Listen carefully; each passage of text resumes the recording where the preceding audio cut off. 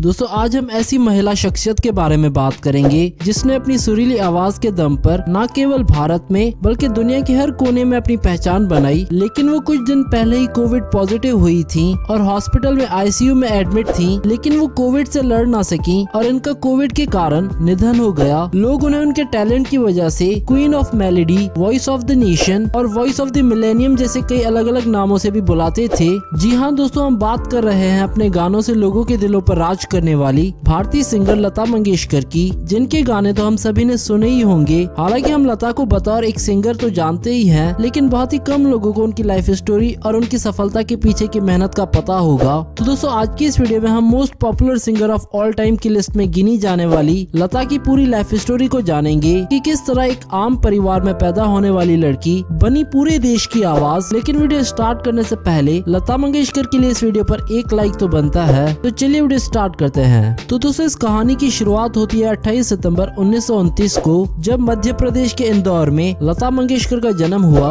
उनके पिता का नाम दीनानाथ मंगेशकर था, जो कि एक गायक और थिएटर एक्टर थे, और उनकी मां का नाम शिवंती मंगेशकर था। और दोस्तों वैसे तो लता मंगेशकर का नाम शुरुआत में हेमा रखा गया था, लेकिन बाद में चलकर उनके पिता ने उनका नाम अपने प्ले के कैरेक्टर लतिका के नाम पर लता रख दिया। और लता जब से 5 साल की थी तभी से उन्होंने अपने पिता के एक म्यूजिकल नाटक के लिए बतौर एक्ट्रेस काम करना शुरू कर दिया। और बचपन में स्कूल के समय से ही उन्होंने गाने की प्रैक्टिस करनी शुरू कर दी थी, यहाँ तक कि वो अपने घर पर अपने पिता से गाना सीखती थी और फिर स्कूल में जाकर वो बच्चों को सिखाती थी। लेकिन एक दिन स्कूल के टीचर ने इन्हें इसके लिए खूब फटकार लगाई और तभी से लता मंगेशकर ने स्कूल जाना ही बंद कर दिया। और अक्सर काफी छोटी उम्र से ही लता अपने पिता के शिष्यों को और उनकी गलतियों को पकड़कर उन्हें सही सुर बताती थी। और ये सब कुछ देखकर उनके पिता जान चुके थे कि ये हीरा तो उनके घर में ही है। और फिर इन्होंने लता को भी अच्छी तरह से ट्रेनिंग दिलानी शुरू कर दी। हालांकि जब लता मंगेशकर सिर्फ 13 साल की थी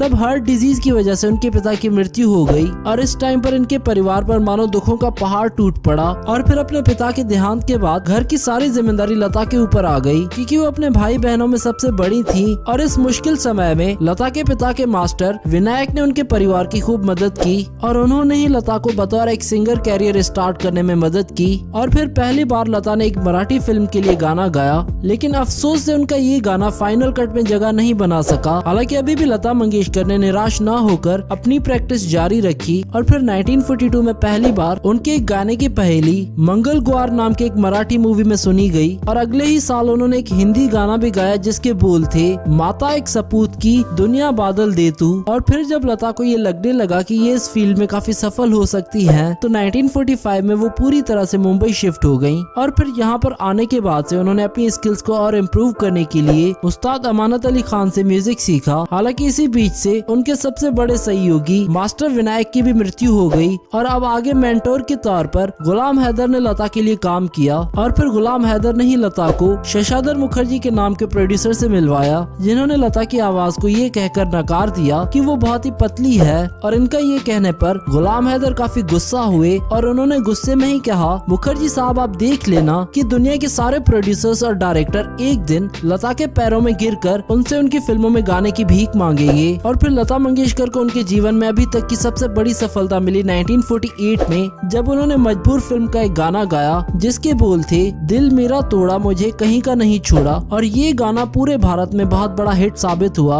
और अब सच में म्यूजिक डायरेक्टर्स उनके साथ काम करने का सपना देखते थे। और फिर आगे चलकर लता ने शंकर, नौशाद अली, एस.डी. बर्मन, अमरनाथ, हुसन लाल और भगत राम जैसे बड़े बड़े म्यूजिक डायरेक्टर के साथ काम किया। और अपने आवाज से उन्होंने बहुत जल्द लोगों के दिलों में अपनी एक अलग ही जगह बना ली। हालांकि सफलता के साथ ही लता जी के दुश्मन भी काफी बढ़ चुके थे और इसलिए 1962 में तबियत बिगड़ने के बाद उन्हें ये पता लगा था कि थोड़ी थोड़ी मात्रा में उन्हें कोई जहर दे रहा था।